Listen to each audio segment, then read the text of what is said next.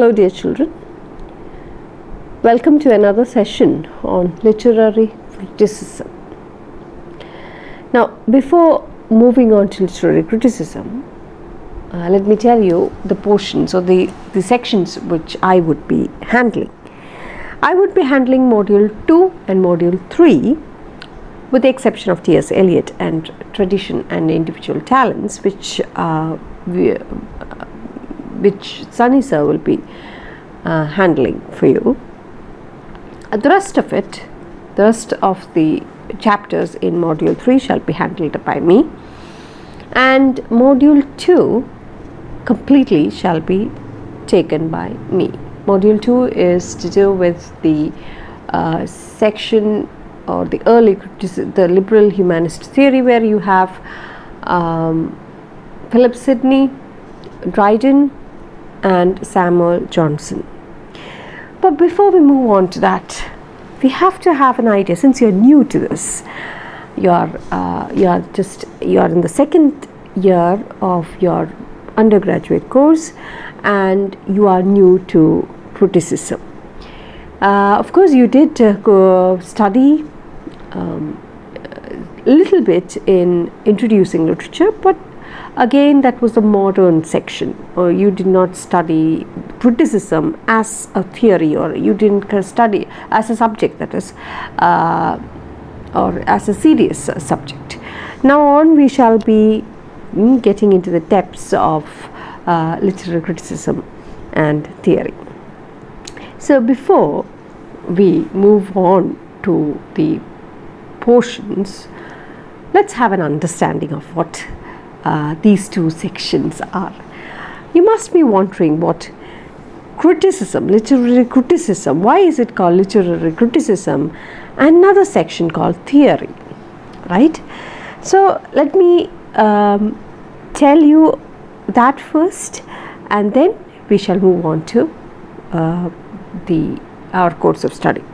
So literary creation, okay, any literary creation is almost as old as human history, and literary criticism is nearly as old as literature itself. But in a strict sense, the study of literature as we understand it today began as a serious pursuit only after the Renaissance. During the Renaissance or the Renaissance, literary study meant different things to different people. It was history to those who studied it as a documentation of the events of the past. Those who looked for moral truth studied it as philosophy.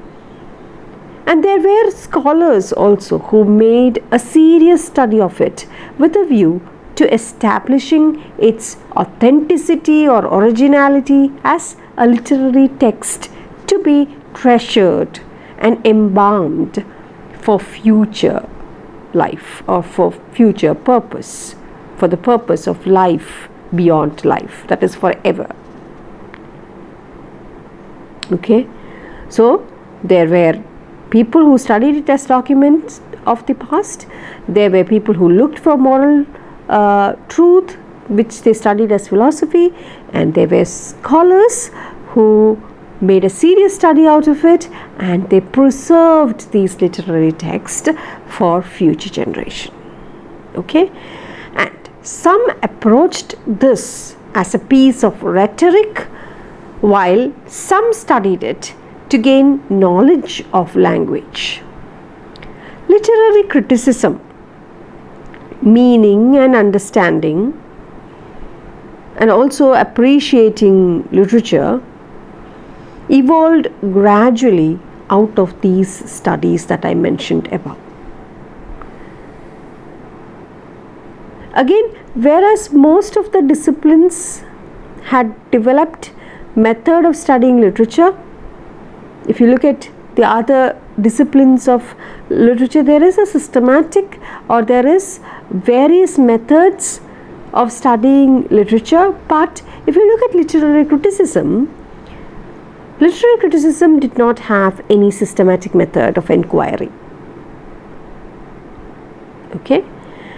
Now the word criticism is derived from the Greek root, which means to judge, Krinei, and the term kritikos means a judge of literature. So this Greek term originated as early as in the 4th century. The term criticism, as applied to the study and analysis of a body of literary writing, that is the term of looking at it as a study of literary writing, developed not in the 4th century, but it developed only in the 17th century in Europe and later. Okay, so this term originated in Greek in the 4th century, but using this term criticism as applied to the study and analysis of a body of literary writing, that is analyzing a literary text or analyzing a literary or judging or analyzing a piece of work of literature, started only in the 17th century in Europe. Okay, now it has become accepted as being authoritative. This wide and general use of the term criticism, meaning literary criticism, encompasses or has 3 distinguishable fields of inquiry. Now, what is the difference between inquiry and inquiry? I had told you in communicative English class, inquiry is when you inquire something, okay, ask for information, whereas inquiry is like an investigation, right? So here we have 3 distinguishable fields of inquiry: literary theory, literary history, and literary criticism, which retains the original Greek sense. Okay, literary criticism, that is, it has the same or it retains the original Greek meaning. Literary history is also called history of literature. We have studied that, no, background of the history of literature. You have Hudson, and then you have the history of language. You have Frederick T. Wood, and B. Prasad also has written history of background of literature. You have Compton Rickett. You have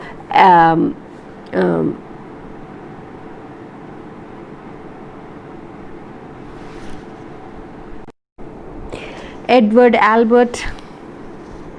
Yes, so that is literary history, which is called the history of literature. It treats the whole body of literary work as a process governed historically by time. It treats work as an integral part of historical process. Okay. Now, if you let me quote a very famous person, Robert Spiller. Quote, "It is concerned with describing and explaining expression in literature of a people during a period of time, in a place, and usually in a specific language." Unquote. Okay, that's what Robert Spiller spoke about history of literature, what that means, what it is.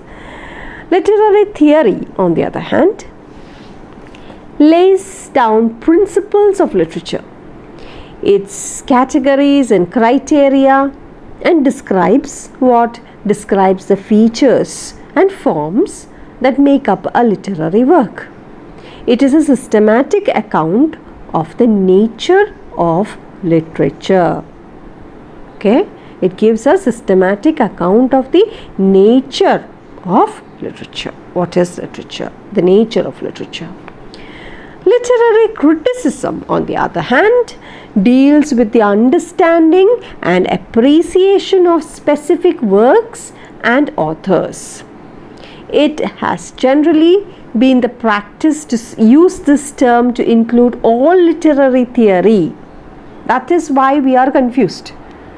It has always been a practice to include everything as all this is literary theory. But in the recent times, the scholars, they found it uneasy and they said it has to change. So this conventional use of the term restricts itself and does not allow for extension. It does not accommodate, for instance, the consideration of the aesthetic. Which one? Literary criticism. It does not take into consideration the aesthetic and intellectual and political implications that are important as formal elements of a work. And so the word criticism has come to be replaced by more comprehensive terms as theory. Just theory, not literary theory. That is why you have literary criticism and what? Theory, not literary theory. It is literary criticism and theory, just theory, and cultural studies and so on. So in this sense, the term theory includes the origin and history of literature, its nature and function, and its relationship to our life and society. Now, first and foremost, we have to understand the difference between literary criticism and theory. Now, I'm not using the word literary theory, I'm just using the word theory because I don't want to confuse you. So, let's say that we have literary criticism on one side and theory on the other side. So what is this literary criticism and what is literary theory? How are they different? See, the conceptual basis, or according to Oxford English Dictionary, the term theory means the conceptual basis of a subject or area of study. Now, what is this conceptual basis? Which deals with the abstract, which deals with a general thing, which deals with concepts. It is abstract. Okay, it is the abstract, or it is based on the abstractness, or it is based on the concept of a particular subject or area of study. So what is that? It is a concept theory. Theory is a concept. Okay, now this conceptual basis stands opposite to the idea of practice, right? Theory is different, practice is different.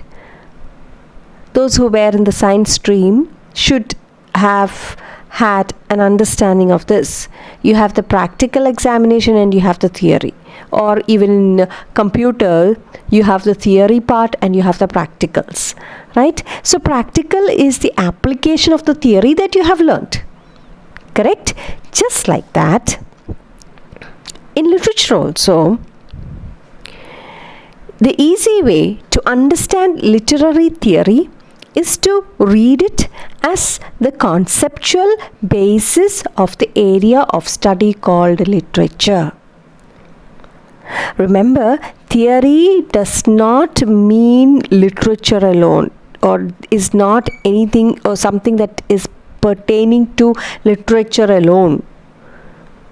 It is used for several things. It is used in art, it is used in cultural studies, it is used to understand the world, and so on.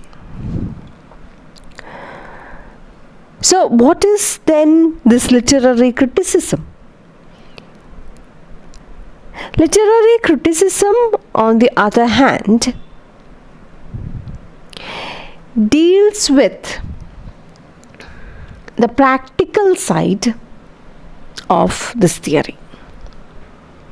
It concerns itself with the practice of reading individual texts by transforming these abstract concepts of theories, those theories that you, the theories that you know, or the theories of literature, these concepts of literature, when you put it into practice, and then how you see that, or how you look at a particular work through that lens, through that theory. That is criticism. That is literary criticism. For example, say you are reading the book, which one? Reading the book, say Adivasi Will Not Dance by Hansra. So in that book, which we studied last year, in that book we can use, when we use the concept, or when we use the tool or the concept of Marxism, the theory Marxism, in and see how it works in, and you try to see how this Marxism works in the book, in Adivasi Will Not Dance. The practical side of how you use this theory of Marxism in this work is that practical side when you're doing the project. That is that practical side, how you see, how you appreciate the work, how you base that particular work on that particular tool, literary tool, is what is called literary criticism. And the tool that you have used is Marxism in a broader sense. If you say Dalit, it is Dalit literature, it comes under Dalit literature again. So Indian literature itself, you see, Indian literature, the Indian theories itself is fragmented. It is divided into several theories. You have several theories. You have in Marxism itself, you have Ambedkarism or Marxist literature propounded by Ambedkar. That is Ambedkarism. And also you have the Dalit literature as such. So Indian theories, in Indian theories itself, you have several theories. So these theories are concepts. And how you apply them in the practical side, how you see these theories, how it works in a particular in an individual text, is what makes literary criticism. Another example would be, say if you are reading a book which pertains to the colonies or the colonial powers, you base that book, you see how the characters are exploited by the colonial powers. So what you do is you are using post-colonial theories there. So the post-colonial theories come under literary theory. It is the concept. Okay, and how you apply it in the work, in that particular work, is makes the literary criticism. Okay. However, you have to understand that earlier there were no such differences, separations and all, but the critics felt that there should be a separation, there should be a difference, and therefore they have grouped it as literary criticism and theory. So literary criticism is based on literature as such. Theory, on the other hand, is not just pertaining to literature.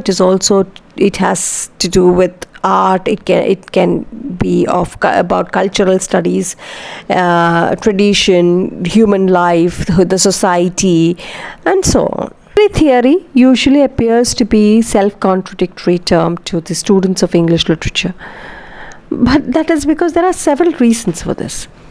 For a start, most of the intellectuals that we normally study, that is the theorists that we are going to study and we normally study, were not actually they were not literary critics. For example, the one that you are going to study, you will be studying very soon, Deconstruction by Jacques Derrida, one of the most common names that we encounter in any course on literary theory, was not a professor of literature. He was a professor of philosophy. Another person, Jacques Lacan, he was a psychoanalyst. Claude Lévi-Strauss, he was one of the founding figures of structuralism, which you will be studying very soon, and which is in fact a very important part of our study also. He taught social anthropology. Therefore, as you can see, for someone situated within the framework of English literary studies, most of what is discussed under the rubric of literary theory seems to be concerned not primarily with literature, but with other things like philosophy or psychology or sociology or even history. So that's why I said theory is not something pertaining only to literature. It is to do with life and society, it is to do with anthropology, it is to do with philosophy, the moral truth, it is to do with history. Okay? If you are to quote Jonathan Culler, professor of English at Cornell University, he would the two words that compose the term literary theory, if we are to quote him, he insists on calling it simply theory without the adjective literary attached to it. And in his book Literary Theory, a very short introduction, Jonathan Culler defines theory in literary studies as a self-contained genre which might be concerned with anything and everything under the sun, but not with the nature of literature or the methods of its study. Which means that literary theory, or he prefers to call it just theory without the adjective literary, theory is everything except the nature of literature or the methods of its study, which means it is everything except the practical side of literature, the aesthetic level, the appreciation, and so on. So literary theory means theories where they are concepts, whereas criticism is something to do with the practical side of the theory. How you put a theory into practice, the lens which you use. Also, these theories or the contemporary theories that you have a lot to do with a particular date, or rather a decade, the 1960s. And this 1960s can be considered as a moment of origin for what we now consider as literary theory. That is from structuralism, post-structuralism, modernism, postmodernism, deconstruction, feminism, and so on. All these can be stated as, or which comes under the, literary theory. Okay, so I hope you understood, at least I hope you got a gist of what I was trying to tell you. Now, with this in mind, we shall be dealing with some of the earlier theories of literature. They're called early criticism. Okay, they're called early or ancient criticism. Ancient criticism, which will be dealt by Teresa Miss, and I shall be dealing with the Renaissance, the criticism during Renaissance. Now, again, when I say criticism, see, don't mistake it as criticism as of criticism is something to do with, from say, Plato to the new critics or the formalists. It is, they are also theories, literary theories. Okay, and when you put these literary theories into practice, you get literary criticism. Okay, so we can broadly speak literary criticism as something universal, something philosophical and universal. Okay, and we start with literary criticism from not exactly from Plato. Plato is also there because it is with Aristotle that we actually start or begin the real criticism. Plato, yes, he was but interestingly enough, Plato is usually remembered in the discussions of literary studies for the way in which he famously, or rather infamously, renounced the poets and exiled them from his conception of an ideal republic. So what is the role that Plato does here? Why is then Plato still important for discussion of literary studies? Also, why would someone who is known for his wisdom seek to banish poets from an ideal city? Hasn't literature been an expression of human culture and civilizational attainment throughout its existence? And hasn't ancient Greece itself been one of the most brilliant sites of literary production, starting from Homer, Pindar, all the way to Euripides? Well, these questions will be answered and will be dealt with by Teresa Miss. Okay, Miss will be dealing with the section on ancient criticism, and she shall tell you the reasons as to why Plato banished the poets from his ideal republic, and how and why, the reasons as to why he did so, his mimesis, and all that shall be explained by Teresa Miss. All right, so my section is the Renaissance section, the section where we actually begin our English literary studies.